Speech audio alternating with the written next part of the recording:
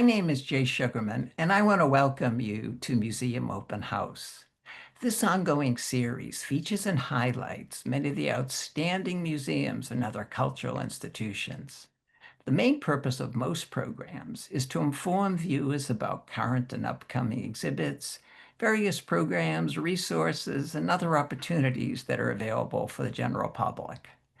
Today, via Zoom, we're fortunate to have as our guests George Sherwood and Lea Morgan, both of whom are associated with the New England Botanic Garden at Tower Hill. Lea serves as the manager of exhibitions, and George is a highly accomplished artist and engineer who primarily works in sculpture and installation.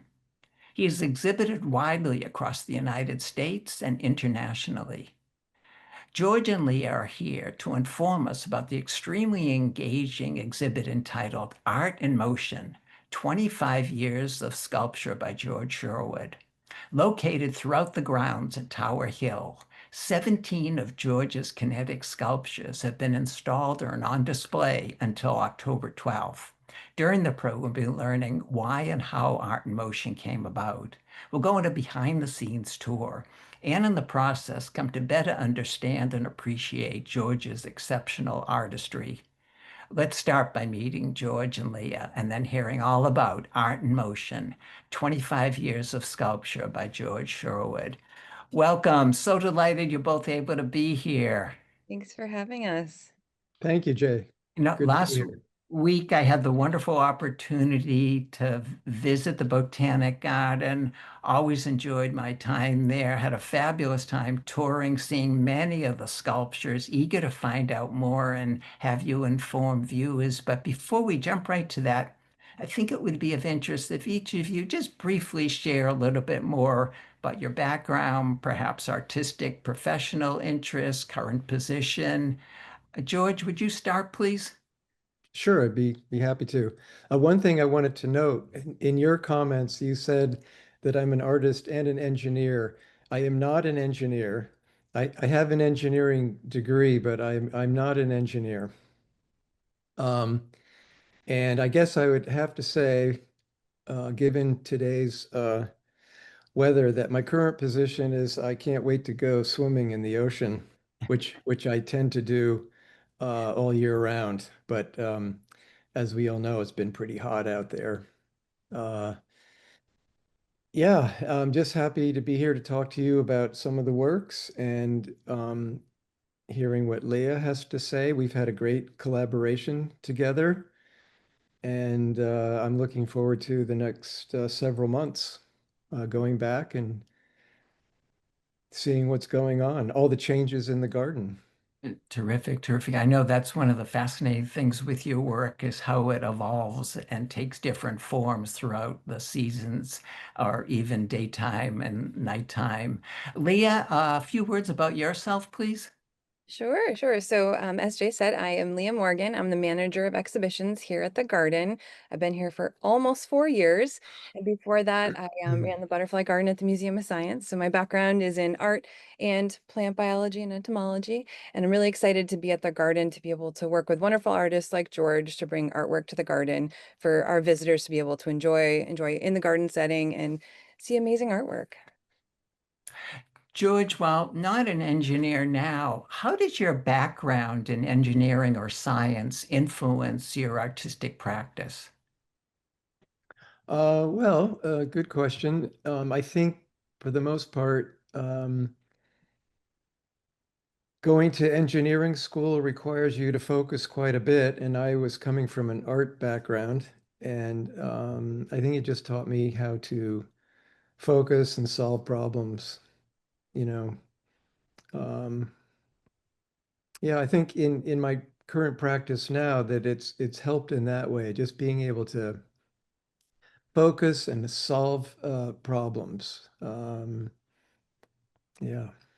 What first drew you to kinetic sculpture as a medium of expression? Well, that goes back pretty far, I think, because my father, who was a sailor, exposed me to, harnessing the wind at an early age. Hmm. Got me interested in wind and the waves and the light. Um, and, I was also growing up fascinated with controlling objects. All of my sports were tennis, squash, just having that kind of control over an object in motion. And that was, during my teenage and right up through high school and into college. And in college, in art school, I developed a what I would call a physical theater performance in Mm, Vermont, where I made a lot of props and masks and kinetic sculptures out of regular everyday materials like grocery bags or mm. plastic components, just going to the hardware and picking things up and making things that I would manipulate myself during some one of these performances. It's a it's it could it's almost like if you've ever heard of the group Moment Chance. It's this Mm. silent presentation of these objects that I would manipulate, like big walls of paper bags, sort of organically moving in space. And this was way before I was interested in doing what I'm doing now, which is working in metal and outdoors with the wind. Yeah, fascinating to hear that background and how that led to what we're going to enjoy shortly. Leah, what inspired the idea for the Art in Motion exhibition at the Botanic Garden? That's a great question. So every year we do a feature summer exhibition, and we try and schedule out our programs. And we featured George's artwork in Wind, Waves, and Light back in 2019. And we had such a positive response, and people kept talking about it. So we contacted George and we're like asking if he was available. And that just kind of started the relationship of collaborating on bringing the exhibition to the garden. And really, it was born out of a love for his artwork. We have a great relationship with George, and we really wanted to feature his artwork again. How does Art in Motion reflect or advance the vision of the Botanic Garden? Yeah, that's a great question too. Through our exhibitions program, we're always looking at ways to connect art lovers with nature and nature lovers with art. Exhibitions like this have the power to bring people to the garden for the first time. And once they're here, we hope that they return and are inspired. George's work is moved by the natural world, excuse me, and reflects in ways that invite contemplation and wonder. It complements our gardens and aligns so well with our mission of creating experiences with plants and inspires people to improve the world. Nice, nice. And hearing maybe from both of you, wonderful map here that's available. What thought went into the placement of the different sculptures throughout the grounds? Would you start first, George? Well, it's quite a bit of ground to cover, and I think the idea was to spread things out so that people would have a walking experience and not see everything all at once. Although I guess up in the main entrance, there are quite a few sculptures in that one area. It just worked out well that they could be placed there. But I think Leah would probably agree that it was, to just spread them out in the different areas of the garden to get people walking, and discovering something new around each corner. Yep, yep. I would also add that, when we first met to discuss this exhibition in person, we did quite a few walkarounds with our horticulture team, and we wanted to find the right place to highlight the artwork, making sure the background really like worked with the sculpture, had the right wind if it needed it, or the light, and making sure it worked with the gardens. And everything is on accessible pathways as well, so we want to make sure a majority and most of people can get to the sculptures and see them. Hmm. Yeah, You know, that as was really part of the calculation there was getting the right light and the right wind conditions. And that can often be difficult when you're there in the early spring and there's no leaves out, mhm. so you're not really seeing what it's doing most of the year. So that's a bit of a challenge to figure out the exact location of pieces. Mm, mm. As we start our tour, George, could you share a little bit, maybe walk us through to some degree your creative process from, say, the concept to a finished sculpture? Well, simply put, it's, somehow the ideas get into my head or the ideas kind of find me and I um, do a lot of sketching on any piece of paper I can find, both sides, and do lots of different viewpoints and angles. And they're not finished drawings. But after that, I would probably put together some kind of a model with paper or flashing, aluminum flashing, and hot melt glue, just to start to look at the form of the form of the object in the sculpture. And and from there I may, hang it up from the ceiling, see what it looks like moving around, or put it outside, hang it in a tree or something like that. It's not always the case, but and then it slowly evolves from a small prototype to um, something that is a finished sculpture. It's So fascinating it's to an hear because evolution. using similar terminology to different inventors that have the opportunity to talk to the idea of sort of just getting an idea out, playing around with it in different forms, whether it's a prototype and some interactive, iterative process until reaching the final product as we see here. Just a couple words about the one in view. What's it called? And just some thoughts on what went into constructing it. This piece is called Fusion. The idea being a kind of a contained version of energy, if you will. Uh, that's just the name.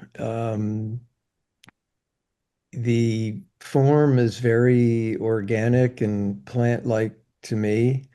It also has some aerodynamic planes that catch the wind that control the sculpture and move it in various ways. Um, this started from a smaller piece called Archangel, which is ARC, smaller version, Hmm. and as is the case, I thought might look pretty nice if it was made at a larger scale. And all of those pieces start out straight, and everything has to be bent by hand. Hmm. There was no form. It was just all free form bending. Wow, fabulous, fabulous. And as we continue our tour, Lea, in addition to the collaboration with George at the Botanic Garden, what kinds of interdepartmental collaboration were involved in bringing such a exhibition to life? Yeah, that's a wonderful question. We're a very collaborative team at the garden. We worked with so many different departments, mostly with our horticulture team, to make sure that when the artwork is in place, also during the installation, that they're there and able to help us place it, but also help coordinate where the artwork is going to be. We've worked with our marketing team. There's so much that goes into any exhibit, but I would say mostly working with our horticulture team this year has been quite wonderful. Maybe speaking just a little bit more to that, how do you and the others balance those needs of maintaining plant life with the logistics of showcasing artwork like George's? Yeah, we spend a lot of time discussing each piece and making sure that it's in a place that, people can view. And if it is in a garden bed, we don't want it to be placed too deep that would entice people to go into the garden beds. Sometimes we have to bury them off. But it's a lot of careful discussion and figuring out what's the priority for each piece, and each exhibition might be different. But yeah, it's a lot of collaboration, a lot of discussion, but mostly we want to protect our our gardens and our plant life here, and to balance people being able to view it and what a place that would highlight the sculpture, but a lot of careful planning. George, as we look at this image of a visitor admiring your work, how do you hope viewers interact and maybe experience your kinetic works at Tower Hill?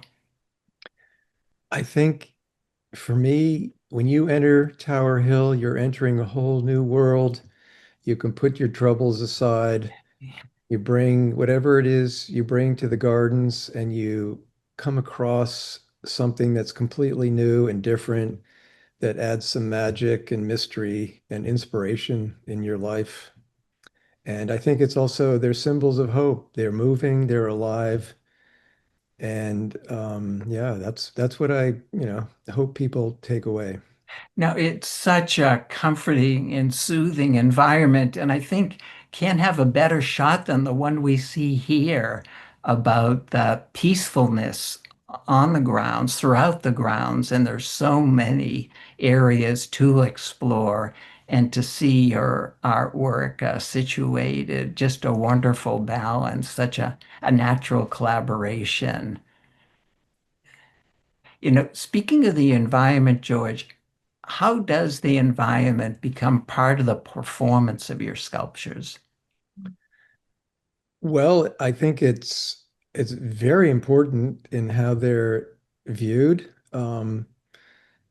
In a lot of ways, you need to view this work over a period of time, like almost a year at the different seasons, Mm, night and day, with the rain, the snow, fog. I mean, one of the most interesting uh, times to view the works is in the fog. I was there mm. a couple of weeks ago and it was completely foggy, but it transforms the work. Stunning. How do you see your work contributing to conversation, say, between art and nature?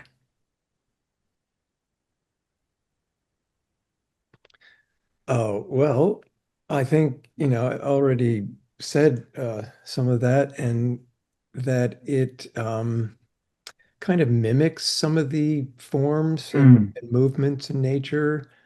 I've always, I'm very observant of what's going on, and I live in a very remote area. I'm surrounded by s- big sky and trees and meadows and the water, lots of animals, lots of birds, and I think they, have at least an indirect influence on what I'm doing. for Um, sure, for sure. Leah, what reactions have you observed from visitors experiencing George's sculptures? Oh, so many. I feel like it's really a lot of joy and wonder from all ages. You can walk around the garden at any point. You'll see someone pointing to it and talking about it. And I just see people smiling all the time.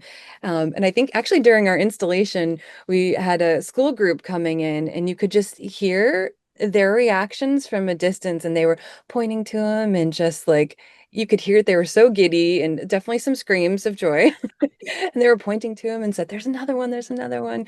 So I feel like from all ages, people have such positive, wonderful experiences. And when you sit and watch them, as George said, it changes over time. But even in that moment that you're there watching it, you could have a really fast movement in certain winds and slow movement. And it's just they're mesmerizing, and they all have just like a different feeling to them. And it's fun to watch our visitors explore that and see their reactions. For sure. You mentioned school groups. Are there educational or public programs tied to art in motion? Yes, there are. We have a free guided golf tour for the exhibition to learn more about what inspired behind each piece. And that is Thursdays at 11 a.m. And if you Oh, want to go, reserve online. fabulous, fabulous. And then so much good information online that give a lot of background information to George's work for sure. Um, we're fortunate to have a video clip to provide viewers with a nice overview. And I think we're going to enjoy it, the music that goes with it, in about the minute or so, and then we'll resume our conversation. Let's enjoy the video clip.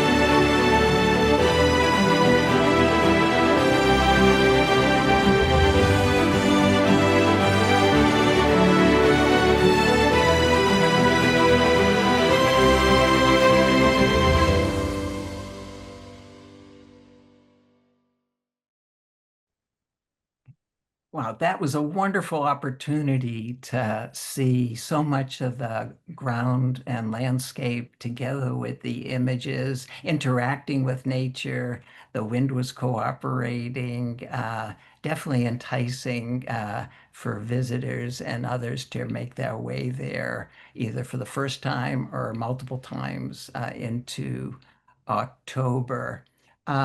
Lea or George, were there any challenges in installing the exhibition? Well, our Well, first day we had ice, let's see, it was rain, snow, and wind the very first day, but it worked out really well. Snow only lasted for a second. yeah, I mean, it was just so great and such a pleasure working with the staff at the gardens because it really did make the installation go pretty smoothly. And Lea, in addition to art in motion throughout the summer and into the fall, can you share a little bit about current and upcoming programming? Sure, yeah. So the summer is full of exciting opportunities to immerse yourself into the garden. We stay open late on Wednesdays and Thursdays through August. So these twilight experiences are a favorite. Folks enjoy a peaceful midweek escape to the garden just for extended hours. You can see the sunset over the Wachusett Reservoir and have special drinks in the cafe, rotating showcase of local breweries, distilleries, and our crafts and cocktails series. Hmm. Thursday summer evenings, we have live music, long games, a lively beer garden, more dinner specials, and plenty of festive summer vibes. While Art in Motion is exhibited outside throughout the garden, we also have throughout our visitor center through August 24th, we are showcasing the artwork of the Chinese Empresses by Xiang Li. And this is the first time this exhibit is showcasing all 200 empresses that Xiang Li took 12 years to work on. It's a really exciting exhibition. So you can have two different experiences, one inside and one outside the summer. And if you want to see Terrific. anything else, you can look at our website at nebg.org. I had the good fortune when I was there, the second day, the exhibition that you just talked about was up and felt it was a bonus to the visit, as well as the many activities that you also mentioned that come through and about the Botanic Garden. A wonderful baby shower was taking place in one of the open areas that seemed quite lovely as well. You know, George, I know together with this, there's a fabulous book in the gift shop uh, you've put together. Could you share a little bit about that compilation? Well, it is a book. It's called Wind, Waves, and Light. And it took about 3 years to produce, all during the pandemic. I thought this would be a good time to get one of those going. So yeah, it was a really fun process. There was a designer in Santa Fe, an editor in New York City, some writers. I wrote something in the book, and there's a lot of pictures and information about the art and some about me. And yeah, No, it's it's there for stunning. sale. It's stunning. It's stunning. What are some of the projects you're either working on now or anticipate in the coming year or so? Oh, well, I have several commissions going on. And at one project, something that I've wanted to do for a long time, I'm not going to go into too many details, but it's kind of like a house of wind. Hmm. Okay, you keep us in a mystery a little bit about that. Mm-hmm. And Leah, looking forward past the summertime, upcoming year, I know you're already planning various exhibitions and programs. Could you give us a sense of the coming year at the Botanic Garden, please? Yeah, sure. So, coming this fall, we have our Enchanted Fall, which we do two different exhibits that we usually do in-house. One of them is our November exhibit, where we commission local artists to paint one of our 28-inch tall, 60-pound concrete gnomes. And we're also doing another exhibit called Stranger Plants, which I'll be creating in-house, and we'll feature that in our Ramble Garden. And then going into the winter, we'll have our nightlights, which will be coming up again. And we'll be doing another orchid exhibition this winter featuring the artist Cicely Carew out of Boston, and much more to come. Terrific, terrific. George, how can viewers and others get in touch with you, either following up about the exhibition or just staying in touch about future developments? Um, they can go to my website and they can contact me through the website. If you want to visit the studio, you have to set up an appointment to do that. Oh, Um, Although there won't be as much here right now because it's all at the gardens. So maybe next spring, depending on where the sculptures are. But I mean, there's things going on here too. but Uh, what a wonderful opportunity just to have in the near future to actually visit the studio. yeah, the Fabulous. website is georgesherwood.com. Very easy, not very cryptic. We'll put it in the credits for sure. And in closing, Leah, can you just remind us how you recommend viewers and others find out what's going on and staying in touch at the Botanic Garden? Absolutely. They can visit our website at nebg.org. They can follow us on social media at New England BG, and they can see lots of different opportunities coming on, but the website is your best way to find out what's going on. Fabulous, fabulous. Well, unfortunately, we've come to the end of the program. I want to thank both of you so much for taking the time to be here. George, it's fascinating to see your work in person. Enjoyed hearing a lot of the background information and look forward to going with others another time before it closes well in the future, October 12th. Thanks again to both of you. Continued success with future endeavors. Thank you, Thank, Jay. Thank you, Leah. thank Have, you. have a great day. You too. Time to go for a swim. Yep. There we go. That's the attitude. Also want to thank those of you watching for joining us and hope you'll be able to tune in next time.